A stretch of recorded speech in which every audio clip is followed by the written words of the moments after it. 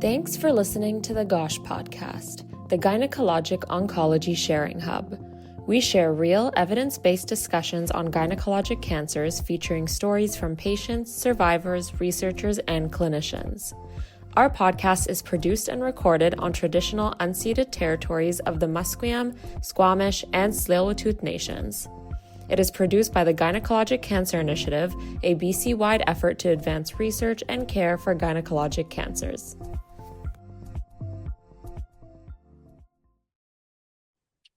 Hello, everyone. My name is Sabine, and I'll be your host for this episode of the GOSH podcast.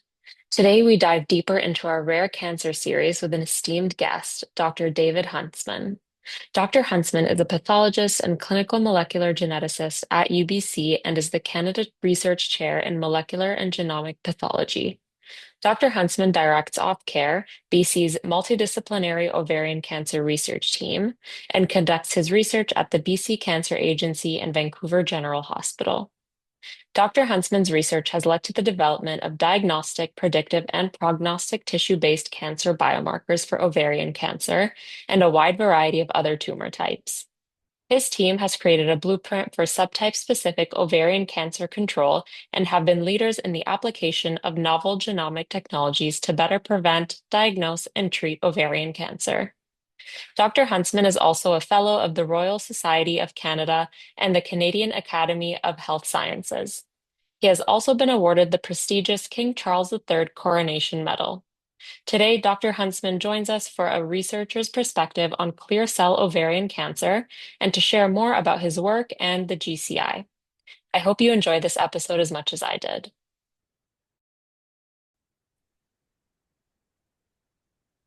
Hello. Hi, Dr. Huntsman. How are you? Very well. Good. Thank you for joining me. Thank you for taking the time to do this. No, it's a pleasure. Should we jump right in then? Yes, definitely. So, can you give us a brief overview about clear cell ovarian cancer and how that differs from other types of ovarian cancer?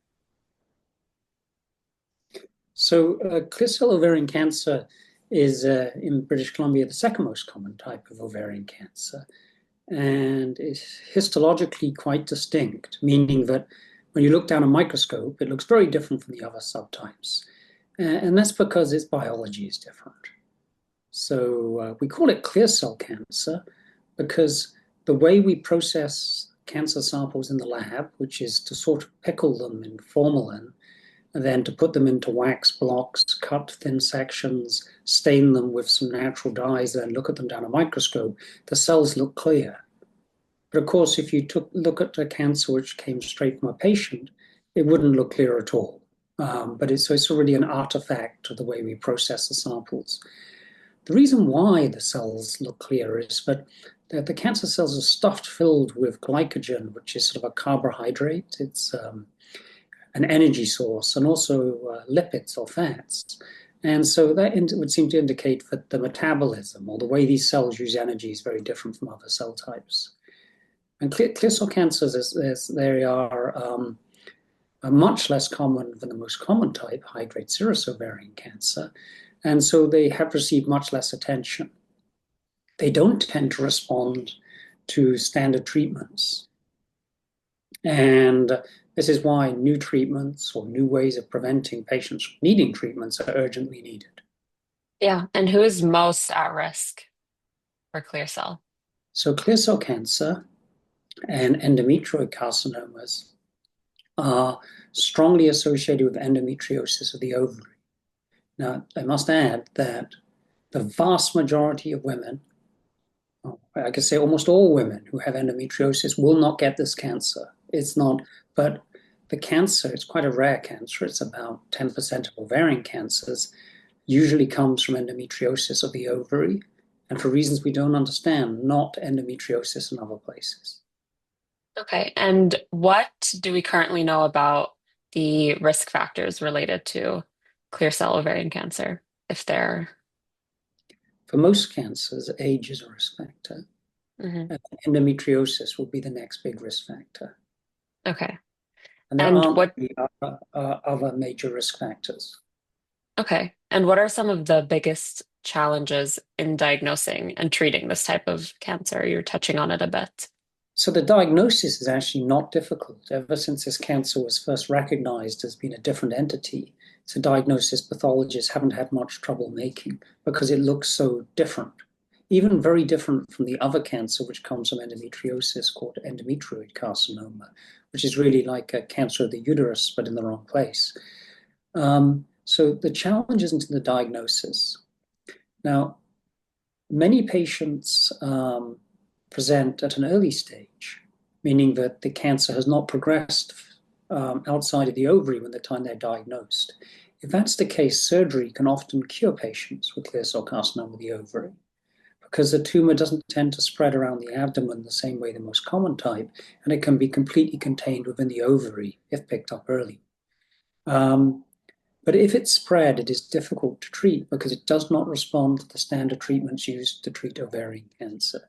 So our group and others around the world are trying to develop new ways of treating this cancer because that's really needed. Okay. And what is, do you think, the biggest unanswered question or questions in clear cell ovarian cancer research right now?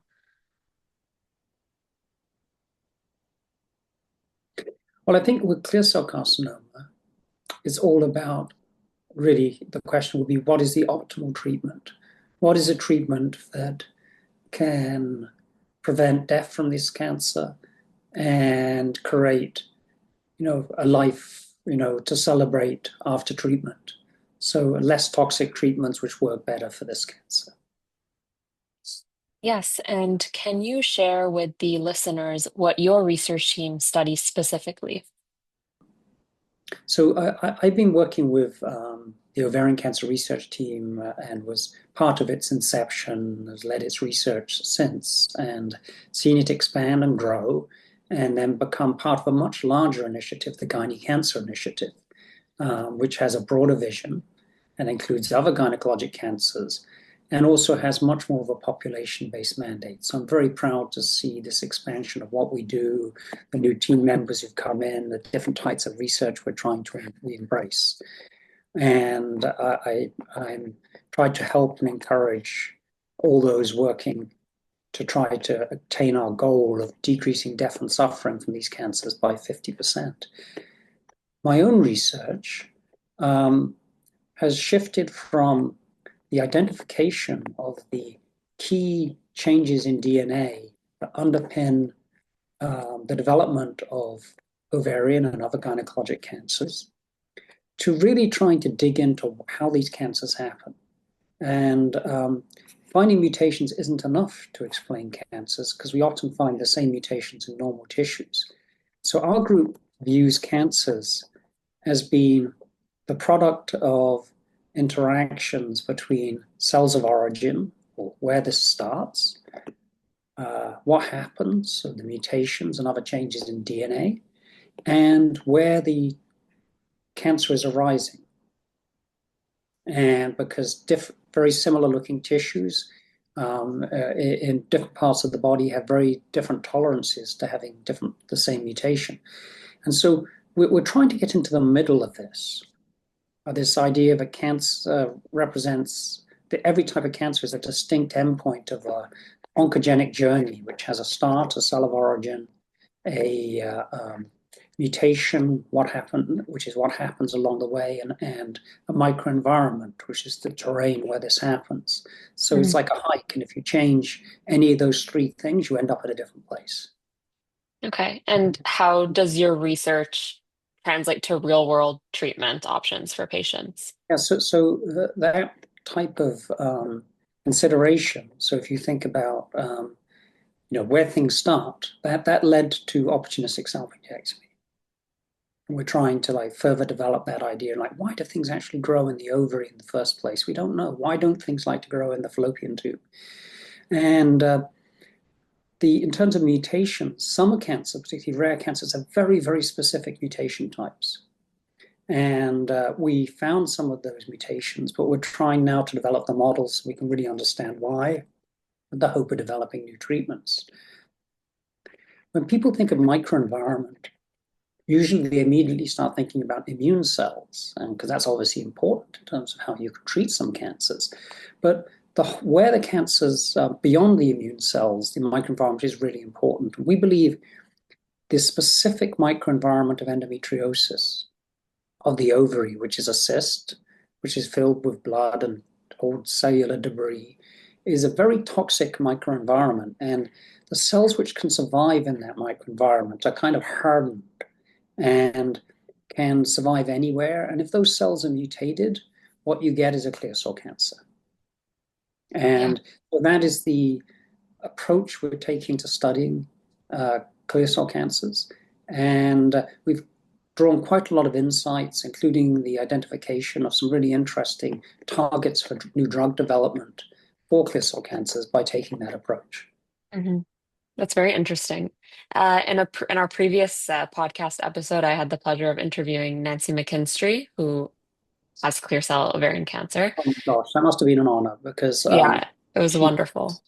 uh, an incredibly impressive person.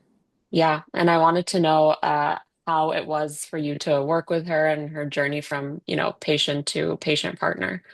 When you do research, as particularly research as part of a team, you work with the public in many different ways.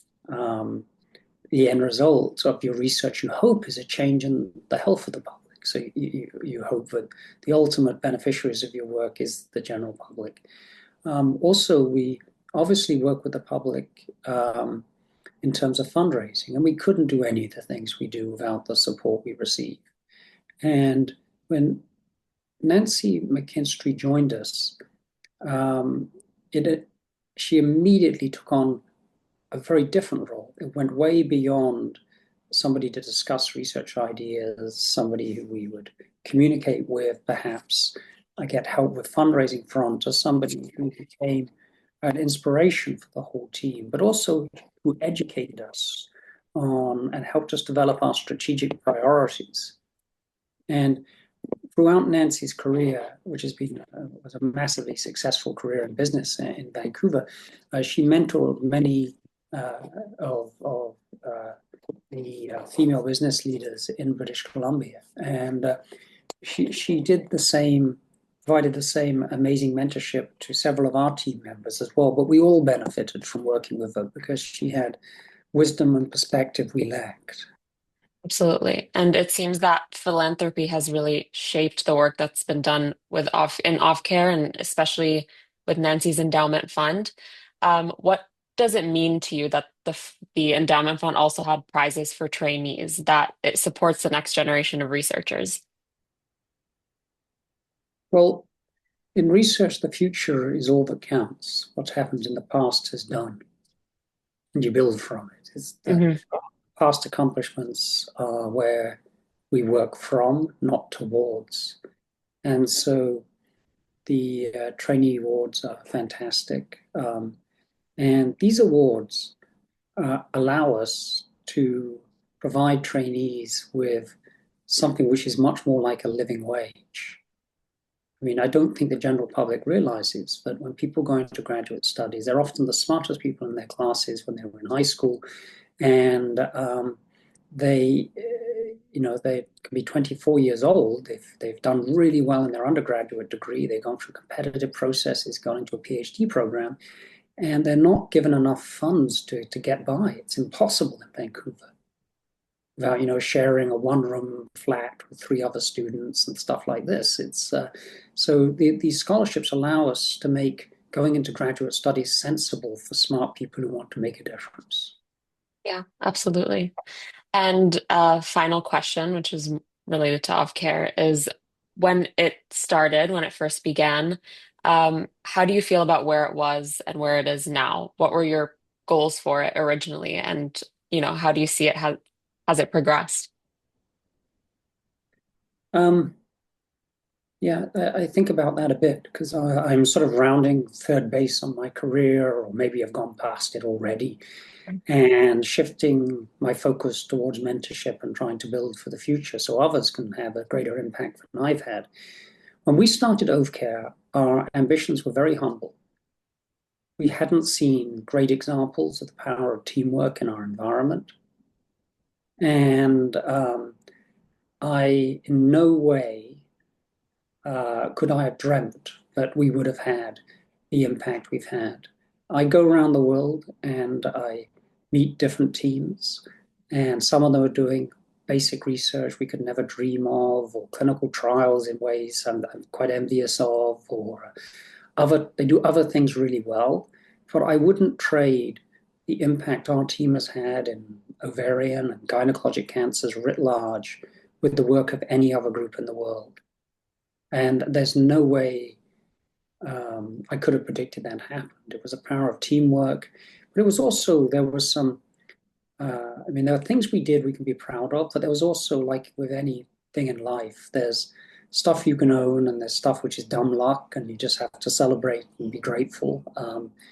That Diane Miller, who inspired us to work together as a team, myself and Blake Joltz could work so effectively for so many years and shared the same ideals in terms of it not being about us, it was about the team, allowed it to happen. Otherwise, it would have broken.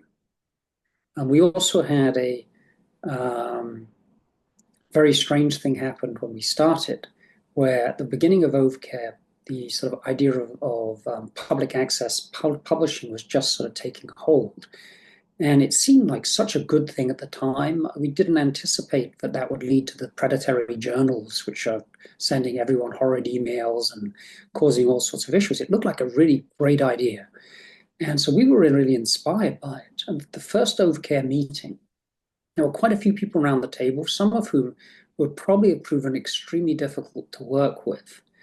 But we made this policy that any data which was derived using OVCARE funds would be a team asset and team property. And it turns out people who are difficult to work with don't like to share. And so the next time we had a meeting, it was a beautiful group of people, all who wanted to work together, wanted to share things. And that was the platform we built from. And that was not by design. We kind of lucked into that. That was us stumbling around, figuring out how we were going to build a team and somehow striking gold. The shift from OVCARE into the Gynae Cancer Initiative was a kind of natural change because we started to focus more on endometrial cancer, and you can't study ovarian cancer without thinking of the uterus and the fallopian tube. And we have brilliant researchers studying, cervix cancer prevention, and some of our new recruits are leading the way in trying to improve the management for cancer of the vulva.